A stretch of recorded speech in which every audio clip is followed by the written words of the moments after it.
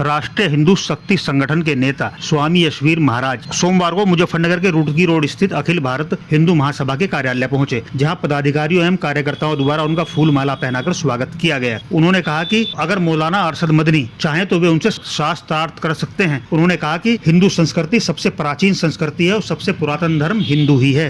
उन्होंने कहा कि 28 फरवरी दिन मंगलवार को राष्ट्रीय हिंदू शक्ति संगठन का एक कार्यकर्ता शिव चौक से शुरू होने वाली ऐतिहासिक पदयात्रा में सहभागी बनेगा। उन्होंने आरोप लगाया कि इस्लामिक जिहादियों को संरक्षण देने वाले मौलाना अरशद मदनी उनसे शास्त्रार्थ करें। बस बहुत अच्छा लगा और यहाँ आकर के हमें अब ये महसूस हुआ कि यहाँ हिंदुत्व के नाम पर जो लोग अपने जीवन की आहुति देने के लिए तैयार रहते हैं, ऐसे ही होनहार युवाओं के बीच में हम लोग आए हैं। ये लोग भी धर्म के लिए अपने जीवन को लगाते रहते हैं। बड़ी खुशी हुई इनके बीच में आकर के। नहीं, हमने किसी का भी धर्म परिवर्तन नहीं कराया, क्योंकि धर्म तो केवल संसार के अंदर एक ही है, जिसको सनातन धर्म, वैदिक धर्म और हिंदू धर्म कहते हैं। वे ही धर्म हैं और ये जितने भी हैं ये मत हैं, मजहब हैं। और हमने किसी का भी धर्म परिवर्तन नहीं कराया। हमने तो 600 लोगों की घर वापसी कराई है, यानी अपने सनातन धर्म से जो दूसरे मजहब में चले गए थे उनको पुनः घर वापसी कराई है।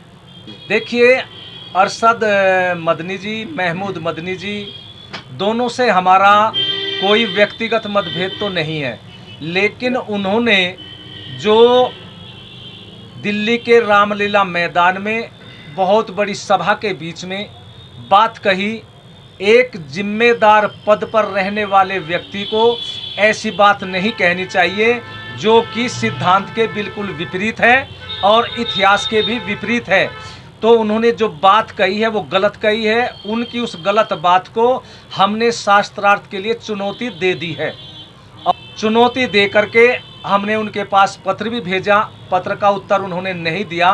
तो 28 फरवरी को यहीं सनातन धर्म की जो हृदय स्थली है मुजफ्फरनगर की शिव चौक, यहाँ से हम दारुल उलूम देवबंद के लिए कूच करेंगे 28 फरवरी को प्रातःकाल लगभग 10 बजे।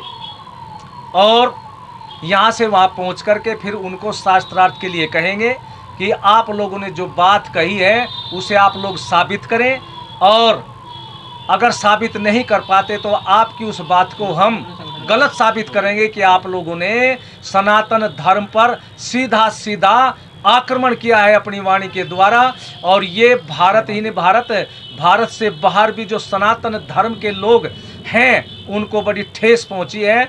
आप जैसे सम्मानित पद पर रहने वाले को ऐसी बातें नहीं कहनी चाहिए। इसलिए उनको शास्त्रार्थ की हमने चुनौती दी है और चुनौती दे करके साबित करेंगे कि अरशद मदनी जी ने जो बात कही है वो गलत है, और हम जो बात कह रहे हैं वेद और शास्त्रों के माध्यम से वहीं